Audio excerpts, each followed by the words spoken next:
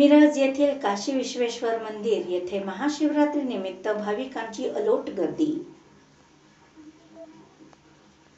काल महाशिवरात्री निमित्ताने विविध कार्यक्रम आयोजित करण्यात आले होते। पहाटेपासूनच मंदिरामध्ये दर्शनासाठी रांगा होत्या। या पवित्र महाशिवरात्री निमित्ताने भक्तांच्या अलोट गर्दीमध्ये रात्री कीर्तन भजन हा कार्यक्रम आयोजित केला होता। यावेळी प्रभागातील नागरिकांना वारंवार तक्रार करून सुद्धा मंदिरासमोरील दीपमाळ गेले कित्येक महिने बंद असल्या कारणाने वारंवार लोकप्रतिनिधी, महापालिका अशा विविध ठिकाणी लेखी तोंडी तक्रार देण्यात आली होती। तरीही या महाशिवरात्रीच्या रात्री सुद्धा ही दीपमाळ बंद अवस्थेत होती। याबद्दल नागरिकांमध्ये तीव्र संताप होता आणि निषेधही नागरिक व्यक्त करत होते। अशा निष्क्रिय आणि अकार्यक्षम लोकांमुळे प्रश्न सुटत नसतील तर त्यावरती आपल्या नावाच्या पाट्या सुद्धा कोणत्या कारणाने लावण्यात आल्या आहेत, यामध्येही प्रसिद्धी करून काय उपयोग, असा संतप्त सवाल नागरिक करत होते।